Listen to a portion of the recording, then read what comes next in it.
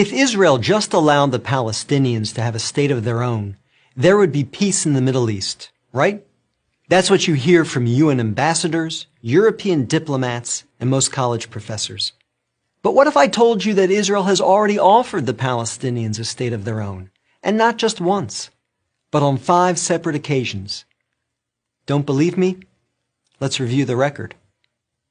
After the breakup of the Ottoman Empire following World War I, Britain took control of most of the Middle East, including the area that constitutes modern Israel. 17 years later, in 1936, the Arabs rebelled against the British and against their Jewish neighbors. The British formed a task force, the Peel Commission, to study the cause of the rebellion. The commission concluded that the reason for the violence was that 2 peoples, Jews and Arabs, wanted to govern the same land. The answer, the Peel Commission concluded, would be to create 2 independent states, one for the Jews and one for the Arabs, a 2-state solution. The suggested split was heavily in favor of the Arabs.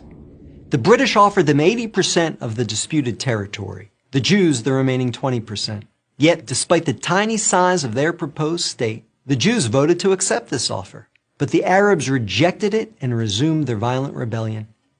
Rejection number 1. 10 years later, in 1947, the British asked the United Nations to find a new solution to the continuing tensions. Like the Peel Commission, the UN decided that the best way to resolve the conflict was to divide the land. In November 1947, the UN voted to create 2 states. Again, the Jews accepted the offer, and again, the Arabs rejected it. Only this time, they did so by launching an all-out war. Rejection number 2. Jordan, Egypt, Iraq, Lebanon, and Syria joined the conflict. But they failed. Israel won the war and got on with the business of building a new nation. Most of the land set aside by the UN for an Arab state, the West Bank and East Jerusalem, became occupied territory. Occupied not by Israel, but by Jordan. 20 years later, in 1967, the Arabs, led this time by Egypt and joined by Syria and Jordan, once again sought to destroy the Jewish state. The 1967 conflict, known as the Six-Day War, ended in a stunning victory for Israel. Jerusalem and the West Bank, as well as the area known as the Gaza Strip, fell into Israel's hands. The government split over what to do with this new territory. Half wanted to return the West Bank to Jordan and Gaza to Egypt in exchange for peace.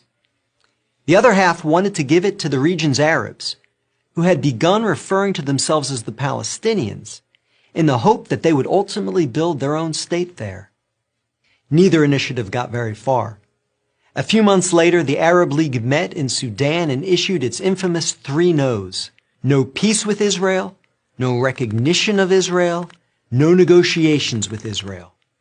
Again, a 2-state solution was dismissed by the Arabs, making this rejection number 3.